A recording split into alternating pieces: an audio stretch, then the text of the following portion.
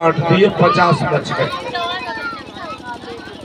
फिर भी कोई बेटा बेटी घर में नहीं हुआ। एक दिन दुखी हो गए, दुखी होकर के घर से बाहर निकले, जंगल में चले गए। एक तालाब के किनारे प्यास से व्याकुल हो रहे थे। उधर से कोई सन्यासी जी आ गए और तालाब के किनारे सन्यासी को देखा, सोचा कि ये बाबा हमारे दुख को जरूर दूर कर देंगे। चले गए सो लंबे लेट गए बाबा के चरणों में।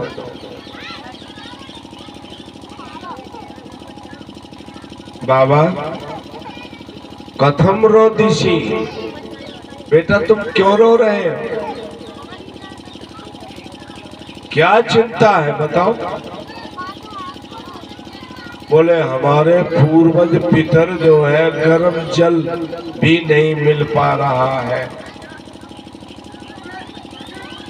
मेरे द्वारा दिया हुआ जल मेरे पितर नहीं लेते हैं। ब्राह्मण भी मेरे घर भोजन करने रुचि से नहीं आते हैं। क्यों, क्या बात है? बोले हमारे घर कोई बेटा बेटी नहीं है। सब बोलता रहे इस निपुते का सुबह ही सुबह मोहम्मद देखो।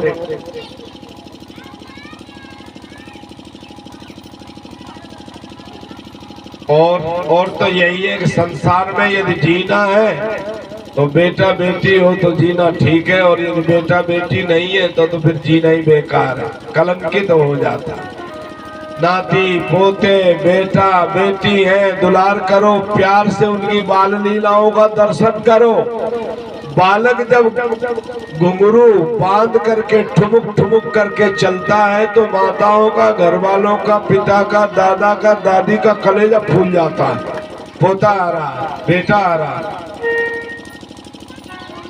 महाराज जी क्या बताऊं, मैं तो घर में फल ले आता हूँ वो भी सड़ जाता, गाय ले आता हूँ वो भी बांझ हो जाती। जोर से रोने लगा, इतना बोल। सन्यासी को करुणा पैदा हो गई। सन्यासी ने माथे की तरफ देखा, तद्भालाक्षर माला चौ पाचया मास योगवान। योगी ने माथे की रेखाओं को पढ़ लिया और कहा, पुत्र विप्र जी महाराज, सप्त जन्मावधि तव पुत्रो नहीं बचो। तुम्हारे 7 जन्मों तक बेटा नहीं है, 1 जन्म की बात तो बहुत दूर है। रोने लगा, छटपटाने लगा, गिर गया। बहुत समझाया, महाराज जी तुम अपनी तपस्या में से कुछ ऐसा करो सो हमें आशीर्वाद दे दो, एक बेटा तो दे ही दो महाराज, जिससे संसार में आना मेरा धन्य हो जाए। बाबा ने एक फल दिया, फल को लेके घर गए। घर में अपनी पत्नी धुंधली को दिया, कहा ये फल है। बोले काहे का? बोले बाबा ने दिया, तुम खा लोगी तो गर्भवती हो जाओगी, तुम्हारे बालक हो जाएगा। अच्छा, बोले हाँ। एलवादी में रख दिया। शाम को बहन जी आई। बहन जी बोले हाँ, बड़ा संकट पैदा हो गया। क्या? बोले एक फल हमारे पतिदेव आज जंगल में गए थे, किसी महात्मा ने दिया है। बोले तुम्हारी पत्नी इसको खाएंगी तो गर्भवती हो जाएगी। भला बताओ, मैं गर्भिणी हो जाऊंगी, घर में आग लग जाएगी तो कैसे भागूंगी? जल जाऊंगी मैं। और फिर बच्चा पेट में आ जाएगा तो रोटी कम खा पाऊंगी। तो गृह कार्य कथम भवे, घर का काम कैसे होगा? मैं दुबली पतली हो जाऊंगी और 2.5 किलो अन्न खाऊंगी, खूब खीर पूड़ी मालपुआ मसकूंगी तो मेरे शरीर में ताकत रहेगी, और ताकत रहेगी तो घर का सारा काम कर डालूंगी। और यदि खाने में पेट में यदि सुग्गा की तरह बेटा बैठा है तो मैं जो खाऊंगी मेरे पेट में बनेगा ही नहीं, जो पेट का तो सारा ही भोजन का भवन जो है बालक ने घेर रखा है, तो मैं कुछ खा नहीं पाऊंगी, कमजोर हो जाऊंगी, होठों पे पापड़ी पल जाएगी, सूख जाऊंगी। बहन ने कहा तुम चिंता क्यों करती हो, रख दो इस फल को। मेरे पेट में बेटा है, समय पे ले आके मैं दे दूंगी, बस यही है कि तुम थोड़ा सा धन हमारे पति को दे देना, तुम्हारा काम बन जाएगा। बोले वो तो सब हो जाएगा, उसकी चिंता मत। और बोले फिर मैं कैसे रहूंगी, फल नहीं खाऊंगी तो फिर गड़बड़ हो जाएगा मामला। बोले नहीं नहीं ऐसा नहीं है, आजकल वैज्ञानिक साधन चल गए, पेट में अपना कपड़ा लत्ता बांधते रहना और जैसे जैसे टाइम बीत जाए वैसे बढ़ाते रहना।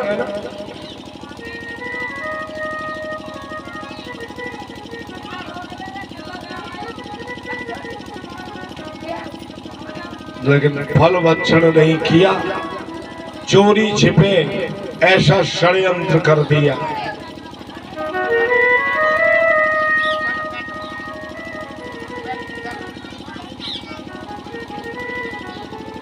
और अपना मत स्थापित किया कि बंध्या बा विधवा नारी सुखनी चेत में मती, मेरी मती में या तो बांझ नारी हो वो सबसे उत्तम है, या जो नारी विधवा हो जाए वो सबसे उत्तम है।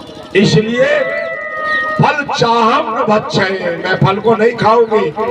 और कहीं फल खा लिया, गर्भ ठहर गया, बच्चा पेट में टेढ़ा हो गया तो मैं तो मर जाऊंगी, नहीं मैं नहीं खाऊंगा। ऐसे कुतर्क के योगों से फल को भक्षण नहीं किया, बहन की बात को माना है। परीक्षा के लिए गाय को ये फल खिला दिया है।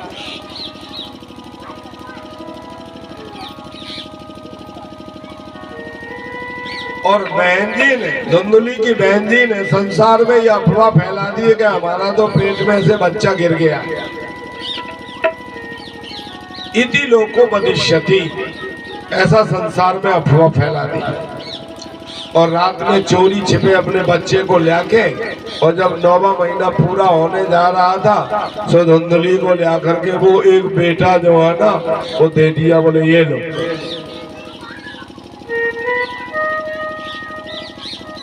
और धीरे से कान में कह दिया, तुम अपने पति से कह देना मुझे बुलवा लेना, मैं इस बच्चे का पालन पोषण दूध पिला के करती रहूंगी, क्योंकि तेरे तो दूध निकलेगा नहीं, बच्चा तो असली मेरा है।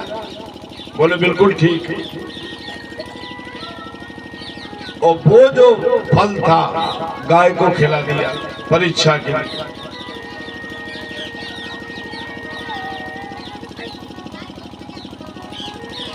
धुंधुली के यहाँ बेटा का आविर्भाव हुआ है, धुंधुकारी नाम का बेटा हुआ है। धुंधुली ने अपने बेटे का नाम धुंधुकारी अपनी इच्छा से रखा है। आत्मदेव को पता लगा घर में बालक आया है, दौड़े दौड़े आए हैं, दान दिया है, ब्राह्मणों को गाय दान करी है और बच्चे के जात कर्म संस्कार किए। उनके घर में खूब बाजे बज रहे हैं, मंगल हो रहा, मंगल गान हो रहा, उत्सव मन रहा था। धुंधुली ने आत्मदेव से कहा, सुनो, अब तो जिस माता के अंतः प्रकोष्ठ से वंश को संचालित करने वाला बालक किसी पुरुष को प्राप्त होता है तो वो तो माँ बड़ी धन्य है, वो तो घर में कामधेनु का काम कर रही है महाराज, वो तपस्विनी माँ है।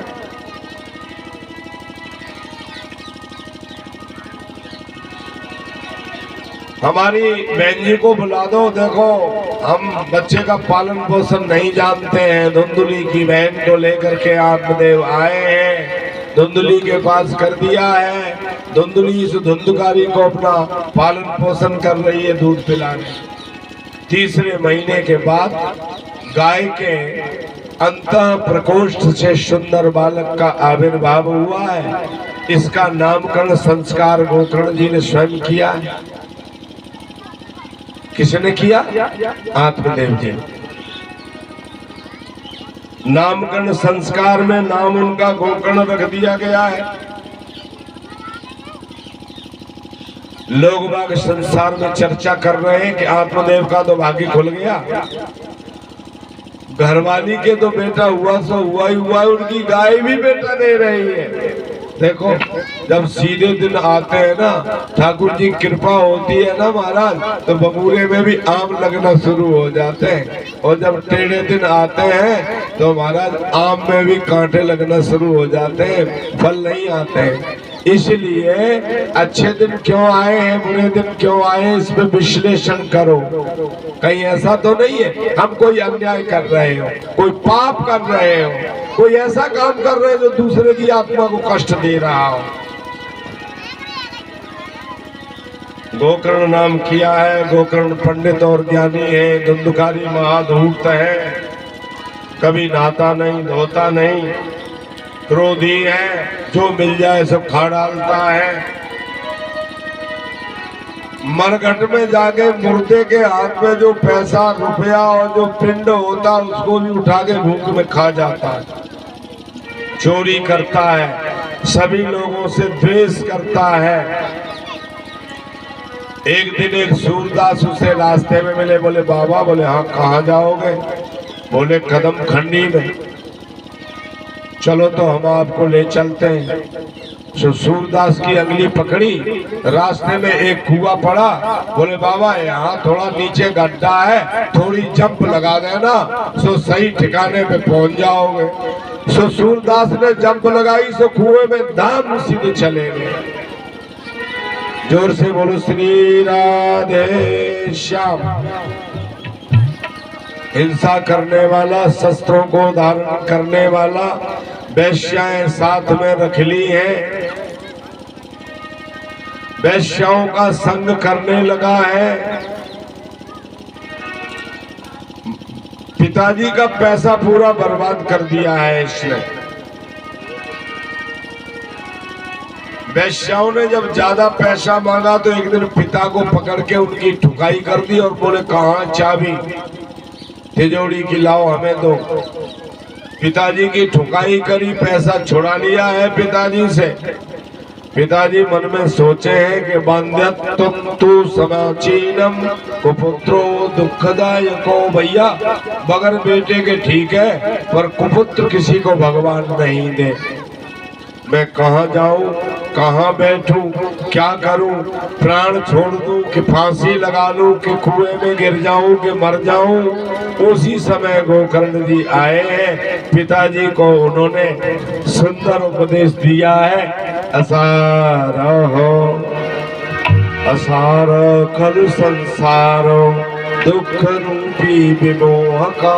इस श्लोक का भाव हम आपको एक कीर्तन के माध्यम से सुनवाते हैं। माधव जी जरा सुना दीजिए बढ़िया तानों। क्या भरोसा है इस जिंदगी का,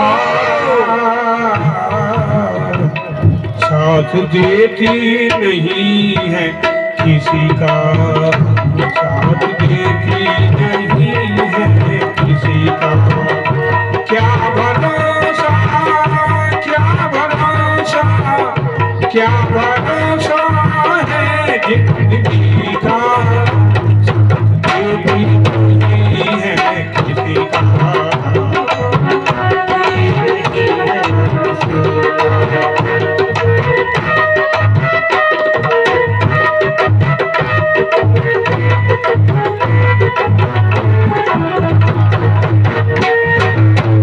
श्वास रुक जाएगी चलते चलते, सपना बुझ जाएगी जलते जलते, जाएगी चलते चलते, सपना बुझ जाएगी जलते जलते। श्वास रुक जाएगी चलते चलते, सपना बुझ जाएगी जलते जलते। दम निकल जाएगा, दम निकल जाएगा, दम निकल जाएगा रोशनी का। ये भी नहीं है किसी का, सब देते नहीं है किसी का।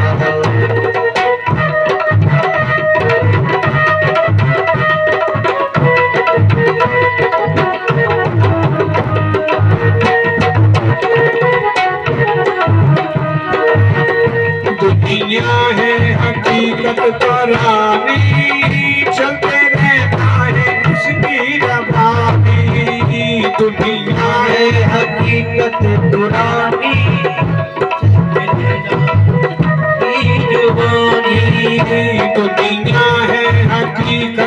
रानी चलते रहेगा है किसकी रबानी। फर्ज पूरा करो, फर्ज पूरा करो बंदगी का, देवी नहीं है किसी का, देवी नहीं है।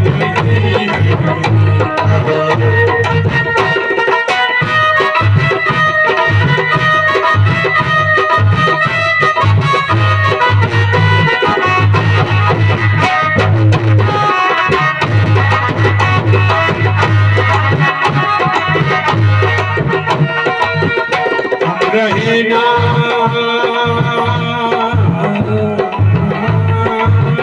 हम रहे ना ये दुनिया रहेगी, फिर भी अपनी कहानी रहेगी। हम रहे रहेगा ये दुनिया रहेगी, दास्तां अपनी रहेगी। हम रहे ना ये दुनिया रहेगी, फिर भी अपनी कहानी रहेगी।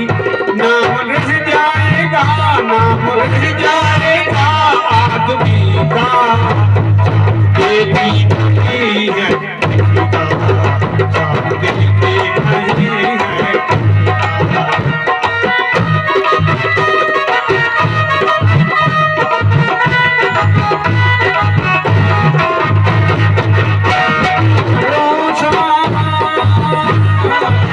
क्या भरोसा, क्या भरोसा, क्या भरोसा है जिंदगी का, देवी नहीं है किसी का, देवी नहीं है किसी का, साथ देवी नहीं है किसी का, साथ देवी नहीं है,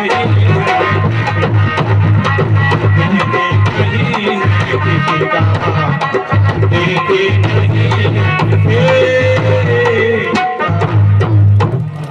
पिताजी को उपदेश दिया गोकर्ण जी ने, ये जो भजन में सुनाया गया, इस उपदेश को पिताजी ने लिया है, गंगा के किनारे गए हैं, तपस्या करी है, भगवान में उनका मन अपना विलीन किया।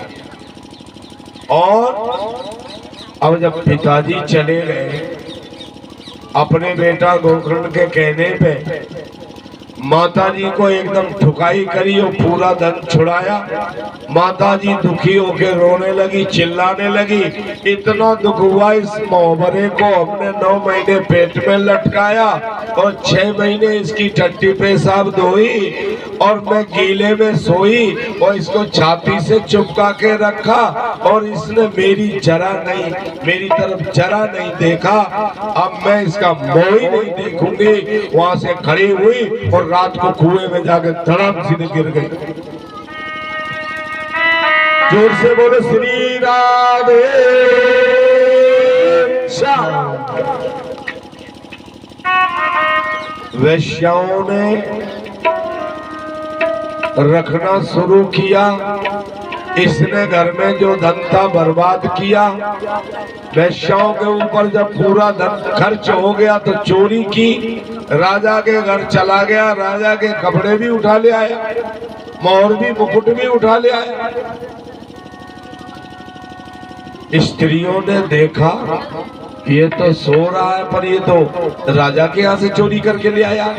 राजा को पता लगेगा तो हम लोगों को राजा जो है पकड़ लेगा, ले जाएगा, जेल में बंद कर देगा। अभी ये तो खाकी राम है, इसके पास कुछ नहीं है। वैश्या धन की संगिनी होती है, वैश्या कभी जीवन साथिनी नहीं बन सकती है। जीवन साथिनी तो वही होती है जिसे तो 7 परिक्रमा अग्नि की पूरी करके अग्नि को साक्षी करके लाते हो, वही आपका जीवन में साथ दे सकती। जब तक आपका इस शरीर का ये जीवन है तब तक वही तुम्हारा साथ निभा सकती है और किसी की ताकत नहीं है। वैश्याओं ने आपस में विचार किया, बोले देखो ये तो चोरी करने लगा, कल जेल में हमको भी बिठा देगा, तो क्या करें? बोले अपन ही मार डालो ना इसको, ना रहेगा बांस ना बजेगी बांसुरी। ये सो रहा था खर्राटा लेके। कई लोग खर्राटा लेके सोते भैया मुंह फाड़ के, तो ये भी मुंह फाड़ के सो रहा था खर्राटा लेके। बगल में अंगीठी जल रही, तप्तांगार समूहांशो तन मुखे सुविचित्र फू। वो जले हुए दागते हुए अंगारे जैसे वो तुम्हारे तंदूरी रोटी वाले भट्टे में जल रहे थे ना, वो धू धू करके, वो उठा उठा के अंगारे और मुंह में ठुसेर दिए। गला बांध लिया, हाथ पैर बांध लिए, फांसी लगाई, नहीं मरा तो ये अंगारे मुंह में घुसेड़े से महाराज अकाल मृत्यु से मर गया, प्रेत बन गया। गोकर्ण जी चले गए थे पिताजी को ज्ञान दे के, तीर्थ यात्रा में लौट के आए। मन में सोचा चलो घर चलते हैं। घर में आए, रात को विश्राम किया है, देखा है रात को कोई इंद्र बन के आ गया, कभी हाथी बन के आ गया, कभी आग बन के आ गया, कभी वेश बन के आ गया। कस्टम, तुम कौन हो? कहा बिना ये कौन सी दशा है तुम्हारी? नहीं बोला। कमंडल से जल लिया है, मंत्र पढ़ा है, फूंक मारी है, जो छीटा दिए सो रोना शुरू कर दिया।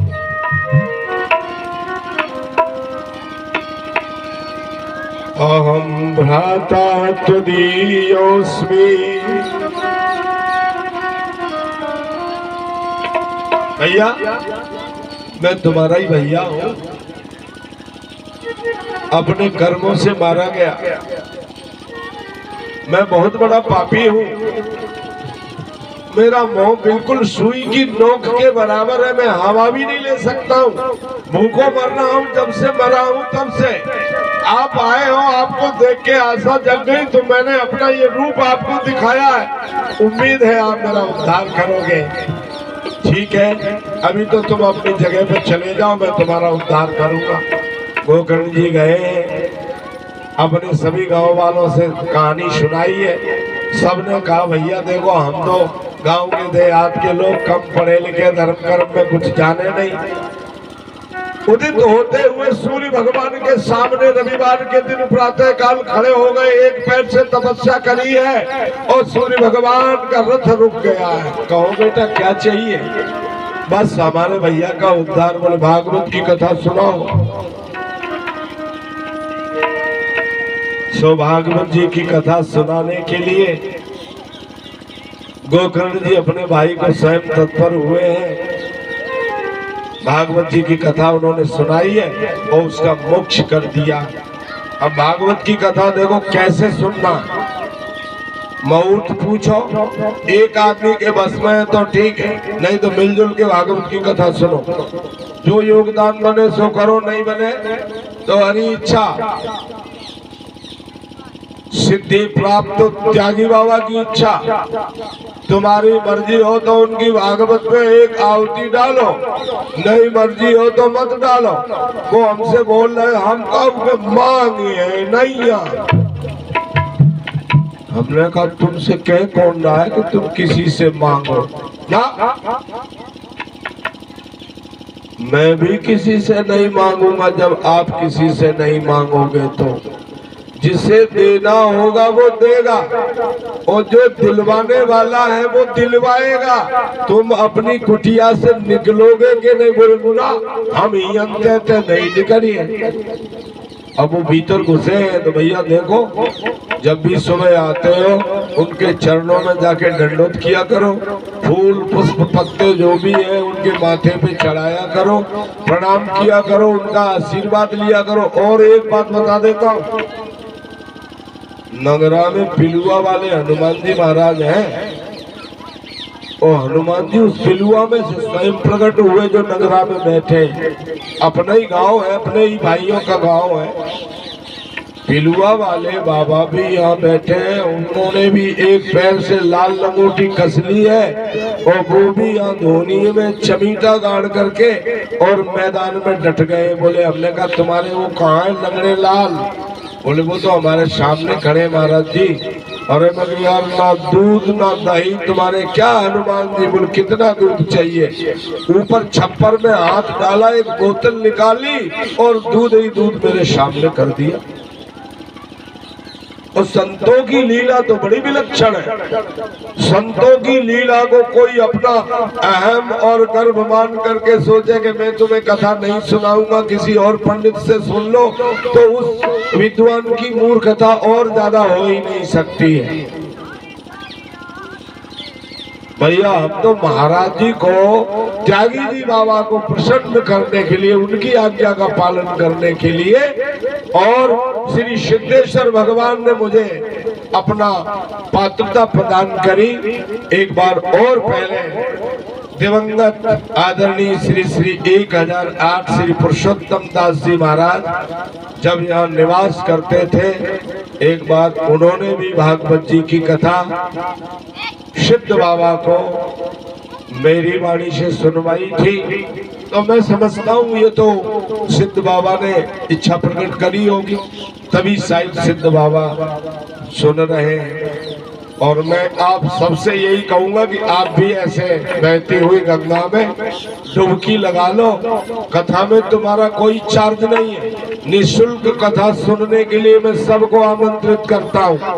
तन और मन जो भगवान ने आपको दिया है, आप मात्र उसको दे दो, कथा सुनो।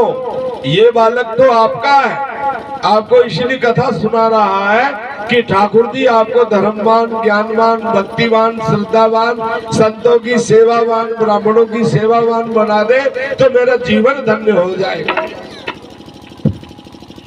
और मेरा भी मातृभूमि का ऋण उतर जाएगा।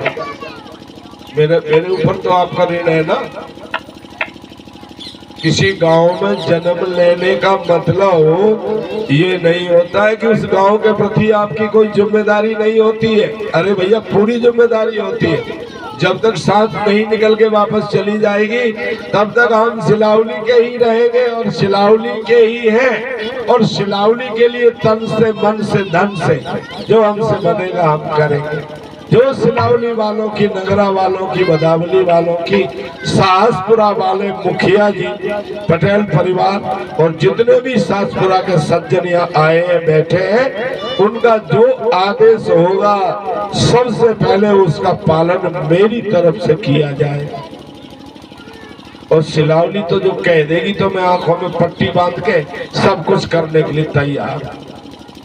जितने मालपुआ तुम्हारी मर्जी है उतने खिलाने के लिए तैयार हो। कोई टेंशन किसी को नहीं लेना है, तुम तो बस कथा सुनो, आनंद लो। 8 लोग मिलके, पूरा गांव मिलके, पूरे 10 गांव, 5 गांव जितने इकट्ठे हो जाए, सब मिलके भागवत कथा ज्योतिषी से मुहूर्त निकलवावे और अपना करें। अच्छा विद्वान वक्ता लीक और परंपरा से भी हट सकते हो, कोई दोष नहीं, परंतु गुरु की पूजा करना है, गुरु को त्याग नहीं करना। शास्त्र में गुरु पूजा अवश्य में है। ये आवश्यक नहीं है कि गुरु जानते नहीं है कुछ भी विचारे और तुम ऊंची गद्दी पे बिठा करके उनकी पूजा वही करना उचित समझ रहे हो। उसे मैं ज्यादा लाइक नहीं करता। आचार्य पीठ पर तो वही बैठता है जिसमें विद्वता होती है, ज्ञान होता है, जिसकी वाणी में ठाकुर जी ने ज्ञान भरा होता है, वो इस आचार्य पीठ पर बैठने का योग्य होता है। अब ये पीठ कैसे बन गया, ये शास्त्रार्थ का विषय है। इसमें यदि कोई सामने आता है तो मेरा शास्त्रार्थ होगा। मैं इसे आचार पीठ कह रहा हूं, और यदि कोई दूसरा पीठ मानता है तो मेरे से शास्त्रार्थ कर ले और वो इसे सिद्ध कर दे कि ये पीठ है, तो मैं स्वयं इस पीठ पर बैठना बंद कर दूंगा। जो योग्य है, पद्म पुराण में जो लक्षण लिखे हैं वक्ता के, वक्ता कौन हो, कैसा हो, वैसा ही वक्ता होना चाहिए। अंगूठा टेक नहीं, परंपरा वाला नहीं ना, वक्ता कार्यों के निष्प्रह हो, जो लोभी नहीं हो, लालची नहीं हो, कामी नहीं हो, क्रोधी नहीं हो, जो अवगुणों की खदान नहीं हो, जनता जनार्दन के प्रति जिसकी भावना दिखाने की अलग हो और बाकी चीजें अलग हो, ऐसा नहीं। महात्मा और दुरात्मा दो होते हैं। महात्मा किसे कहते हैं मैं बताता हूँ आपको। राधे मनशेकम वचस्येकम कर्मण्येकम महात्मना। मन वाणी और कर्म से, मन से जो सोचे, वाणी से जो बोले, कर्म से जो कहा है वो करे। मन वाणी कर्म तीनों जिसकी एक होती है वो महात्मा होता है। और मन से कुछ सोचता है, वाणी से कुछ करता है, कुछ कहता है, वो दुरात्मा है, महात्मा नहीं है। महात्मा का लक्षण है जो कहना है वो करना है। श्री राधे राधे। समय का अतिक्रमण मैं कर रहा हूँ, बस यही है भागवत जी की कथा व्यंजन के सब, जिससे जो सहयोग मिले। महात्मा जी का दर्शन अवश्य करते रहे, ऊपर जाएं त्यागी जी बाबा के यहाँ, सब जगह खबर पहुंच रहे हैं, पर्चे बांटे, बैठने की व्यवस्था अच्छी करें सारी, ब्राह्मणों की रोजाना पूजा करें, दक्षिणा दें, तिलक करें, ये यजमान का कर्तव्य है। कोई भी ब्राह्मणों की पूजा कभी भी कर सकता है। ब्राह्मणों के पूजन से वंश की वृद्धि होती है, संतों के पूजन से समस्त कष्ट दूर होते हैं। अब मैं भोले बाबा से आग्रह करूंगा कि वो आरती में पधारे। अब भोले बाबा का आदेश है, त्यागी बाबा का आदेश है कि जितनी महफिलें यहाँ बैठी है, आज का भंडारा चक्की वाले के नाम से है, सरपंच ओम प्रकाश के नाम से आज का भंडारा है। और वो भंडारा अब सभी लोग लेकर के जाएं। कोई भी व्यक्ति अगर प्रसादी पाए यहाँ से नहीं जाएगा, ऐसा हमारे